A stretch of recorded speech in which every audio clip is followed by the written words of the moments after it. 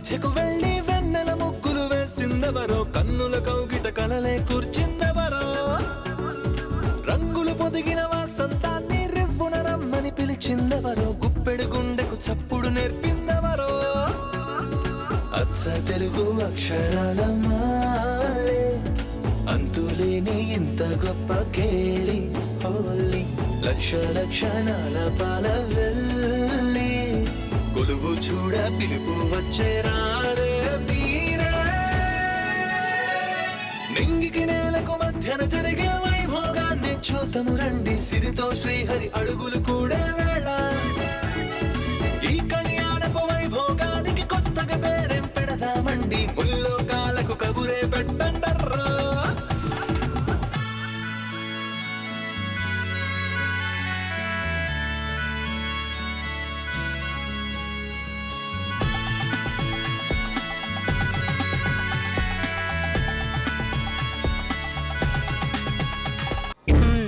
అంత వెటకారం ఎందుకులే వదినా? మరి లేకపోతే ఏందమ్మా? అరే మా మొక్కలు చూస్తే పాచి మొక్కల్లా ఉన్నాయా? ఇదిగో ఈ పౌడర్ చూసిన తర్వాత అయినా మేం ఫ్రెష్ అయ్యామని నీకు అనిపించడం లేదా? మీతో పొద్దున్నే గొడవ ఎందుకు ప్రసాదు? ఇంతకీ జై నిద్ర లేచాడా? ఒంటి కొమ్ము సొంటి లాంటివాడు. వాడు నిద్ర లేస్తేంటి లేవకపోతే ఏంటి? అలా అంటారేంటి వదినా? ఆడదిక్కులేని మొగాడిని ఇంకేమంటారు చెల్లెమ్మా?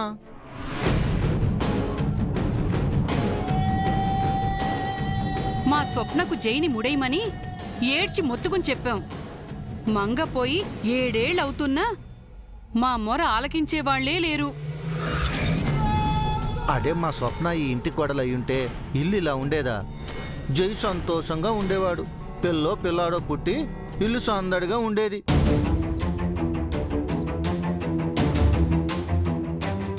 ఈ ఇంటి కోడలుగా నువ్వు రిటైర్ అయ్యి అమ్మమ్మతో కలిసి కృష్ణారామ అనుకుంటూ ఉండేదానివి. ఈ ఇంటి పనులన్నీ మా స్వప్న చేసేది. పొద్దున్నే బెడ్ కాఫీతో జైని నిద్రలేపి స్నానం చేయించి టిఫిన్ పెట్టి ఆఫీస్కి పంపించేది. ఈ ఇల్లు శ్మశానంలా కాకుండా చంద్రిక చంద్రిక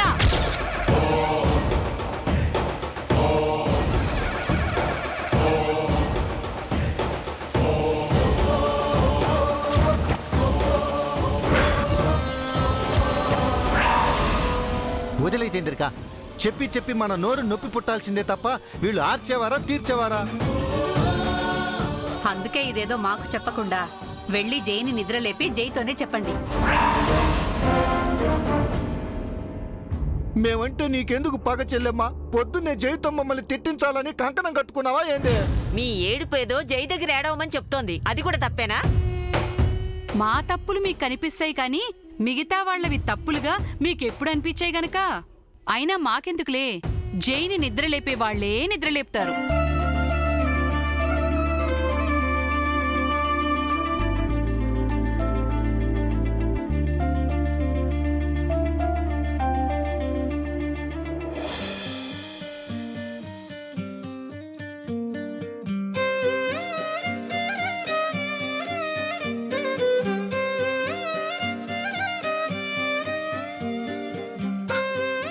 శ్రీవారు తెల్లారింది, నిద్ర లేవండి.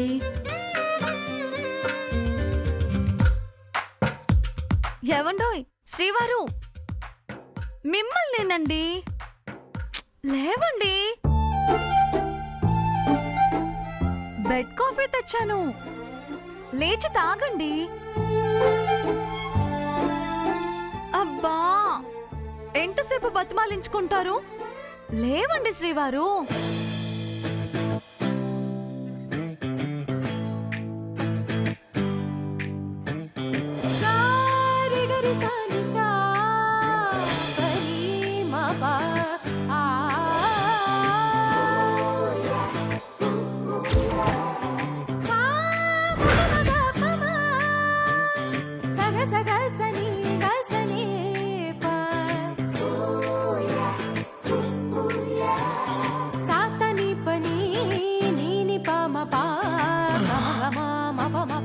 గుడ్ మార్నింగ్ బంగారం.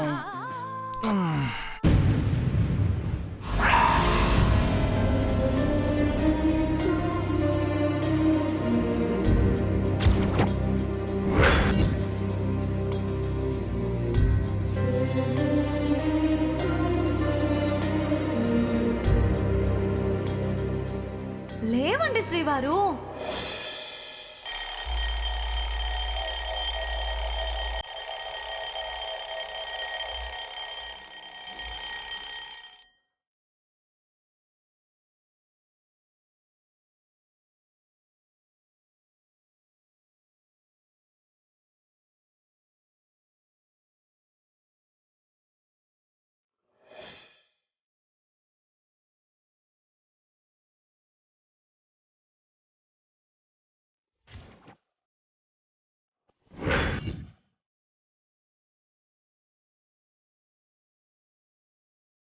నువ్వు లేవన్న నిజం ప్రతి రాత్రి నన్ను శాశ్వతంగా నిద్రపోమంటుంది. నువ్వు ఎక్కడున్నా నాతోనే ఉంటావన్న ఫీలింగ్ ప్రతి ఉదయం నన్ను నిద్రలేపుతోంది. నువ్వు లేని నా లైఫ్లో మరో రోజు మొదలైంది మంగ.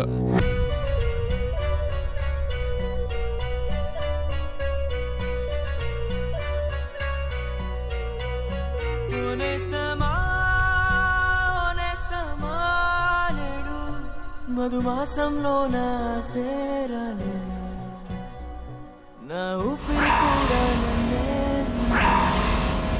నా ప్రాణమా నీడు శృతి లేని జతలో రాగం మోగినే చలికాలంలోనూ సెగలే రేగినే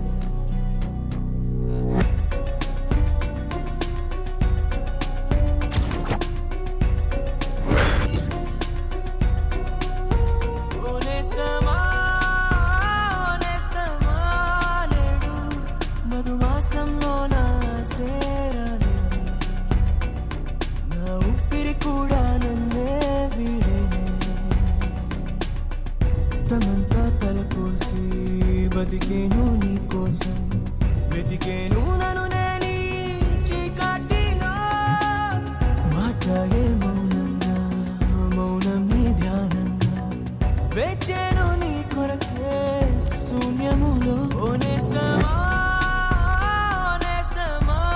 నేడు మధుమాసంలో నా సేరాలే నా ఊపిరి కూడా నన్నే వీడేనే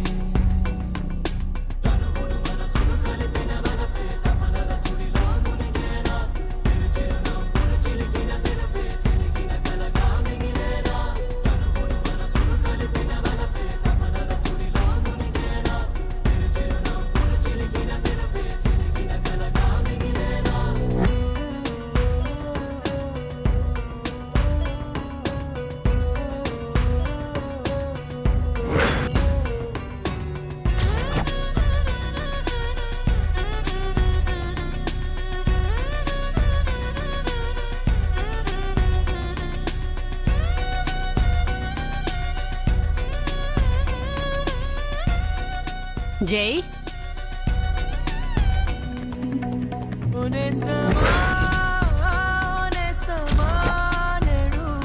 మధుమాసంలో నా సేరాలే నా ఊపిరి కూడా నన్నే వీడేనే బాబు జై.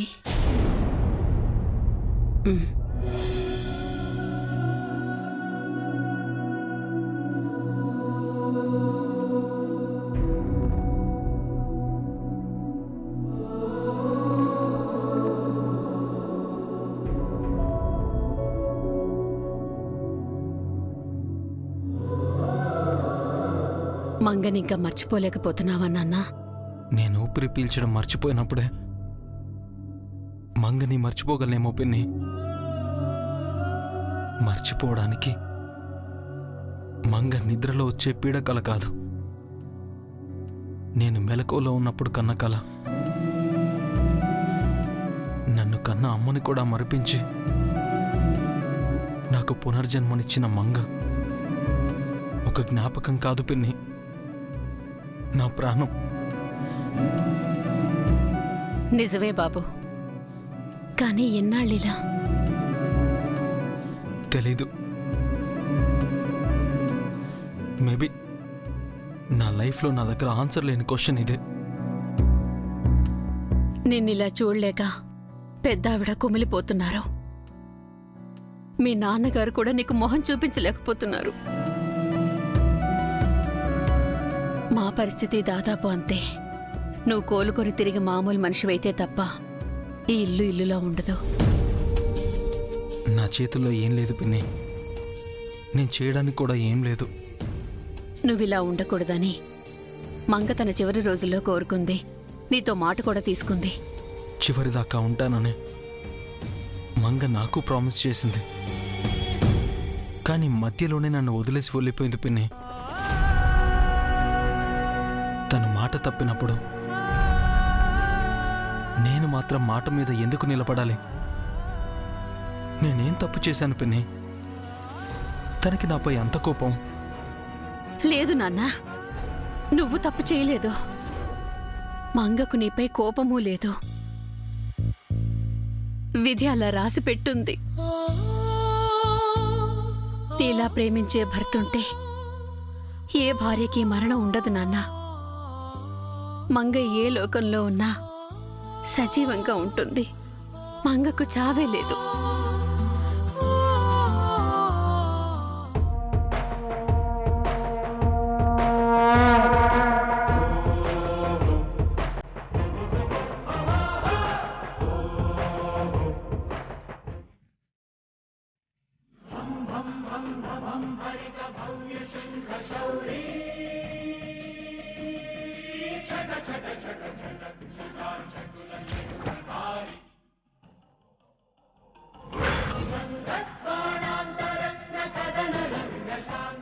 అమ్మా జానకి,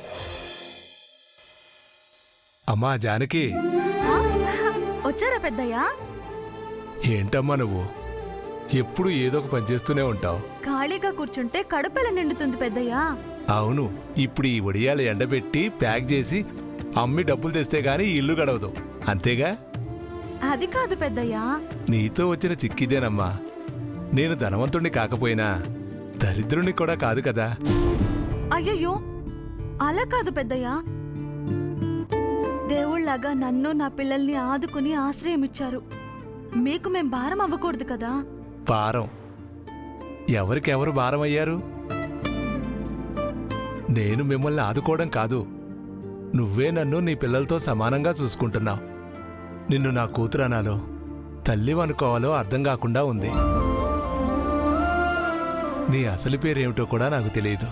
వాల్మీకి మహాముని ఆశ్రమానికి వచ్చిన జానకీదేవిలా నా ఇంటికొచ్చావు. అందుకే నిన్ను ఆ పేరుతో పిలుస్తున్నాను. పేరుదే ఉంది పెద్దయ్యా. మీరే మాకు కొండంత అండ. లేదమ్మా, ఈ ప్రాణం ఎన్నాళ్ళుంటుందో తెలీదు. నేను పోయేలోపు నిన్ను మీ వాళ్ళకి అప్పజెప్పాలి. కానీ నువ్వేమో నీ గతమేంటో తెలియాల్సిన అవసరం లేదంటున్నావు. ఎందుకు తల్లి? నువ్వెవరో, నీ భర్త ఎవరో, నీ కుటుంబం, నీ ఇల్లు ఎక్కడుందో, అసలు ఏం జరిగిందో తెలుసుకుంటే మంచిది కదమ్మా. నా గతం మంచిదో చెడ్డదో నాకు తెలియదు పెద్దయ్యా. చెడ్డదైతే ఆ గతం నాకొద్దు. మంచిదైతే ఎక్కడున్నా అది నన్ను వెతుక్కుంటూ వస్తుంది. నాకు నా గతం గురించి విచారం లేదు పెద్దయ్యా. భవిష్యత్తు గురించి భయం కూడా లేదు. ఈ క్షణం ఎలా బతకాలన్నది ఆలోచిస్తూ ఉంటాను. ఈ వర్తమానాల్లో నాకు పిల్లలు తోడు, పిల్లలకు నేను తోడు, ఆపై దేవుళ్ళ మీరు ఉన్నారు. నాకింకేం కావాలి? సరేనమ్మా, అన్నిటికీ ఆ పైవాడున్నాడు. కాస్త కాఫీ ఇస్తావా తల్లి? అలాగే పెద్దయ్యా, కూర్చోండి తెస్తా. ఆ. అవును, ఆ? కూరగాయలు తెస్తానని వెళ్ళి ఖాళీ చేతులతో వచ్చారేంటి? నేను ముసలాన్ని అయిపోయాను. కళ్ళు, ముక్కు, చెవులు ఏవి సరిగ్గా పనిచేయవు. నాకు మాట్లాడటం కూడా చేతకాదు.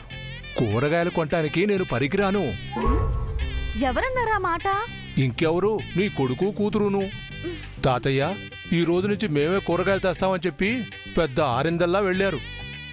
ఆ కూరగాయల బండి వాడి పాటలు పైవాడికే తెలుసు. అమ్మో,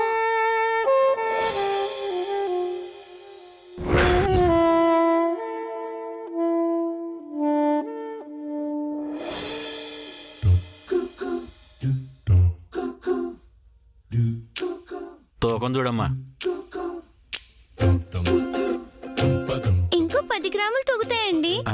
తెలివైన దానివే. ఇప్పుడు 10 గ్రాములు ఎక్కువ అయ్యండి. ఎక్కువ తక్కువ తీసుకోమ్మా. ఆహా, 1 రూపాయి నువ్వు లాస్ అవ్వకూడదు, 1 టమాటా నేను లాస్ అవ్వకూడదు.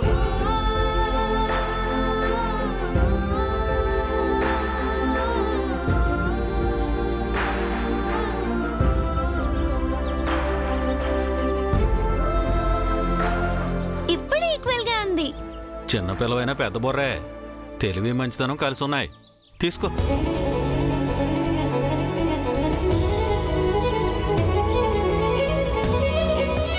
ఎంత అంకుల్?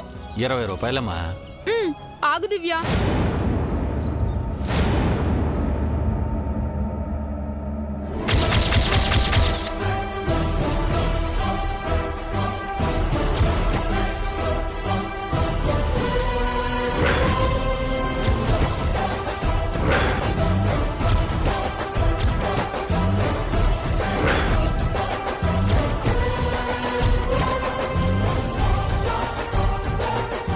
ఏమైందన్నయ్య? కిలో టమాటా 20 రూపీస్ కాదు. నేనేం ఎక్కువ చెప్పలేదు బాబు, మార్కెట్ ధర చెప్పాను. ఏ మార్కెట్ అంకుల్? ఈ టమాటో పండించే రైతు పొలం దగ్గర అమ్మే ప్రైస్ 5 రూపీస్.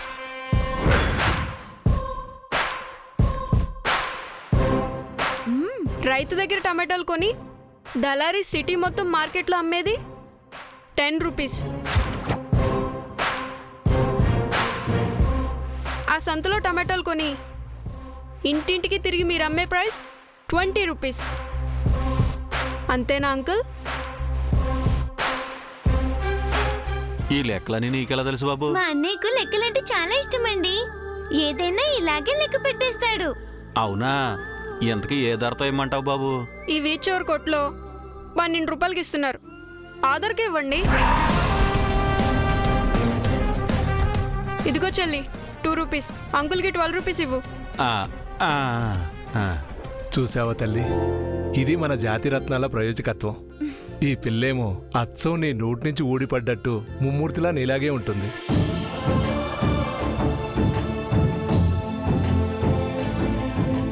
వాడేమో గడుగ్గాయ్. వాడికి నీ పోలికలు ఒక్కటీ రాలేదు. బహుశా వాళ్ళ నానబుద్ధులు వచ్చుంటాయి. తాతయ్య,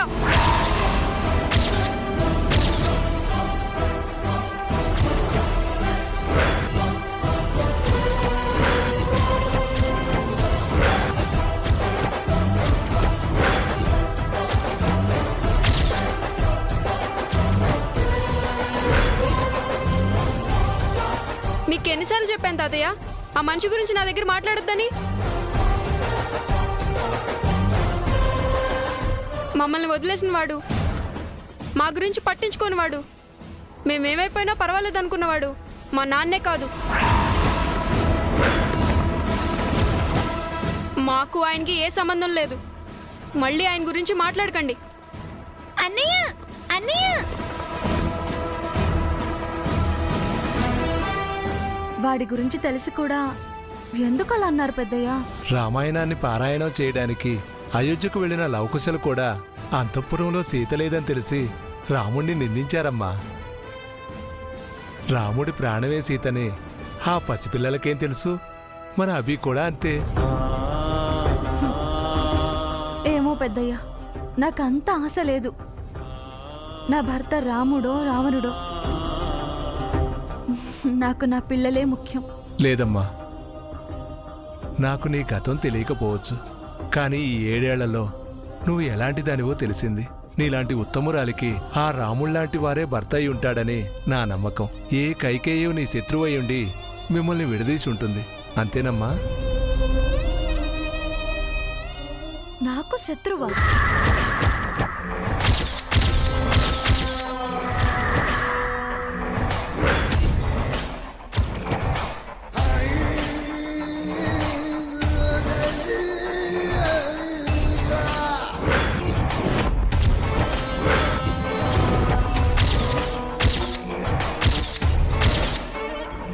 ఎస్,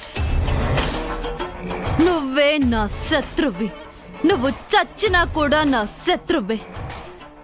నేను చచ్చేంత వరకు కూడా నువ్వు నా శత్రువే. మనది ఆగర్భ శత్రుత్వం, ఆజన్మాంతం శత్రుత్వం.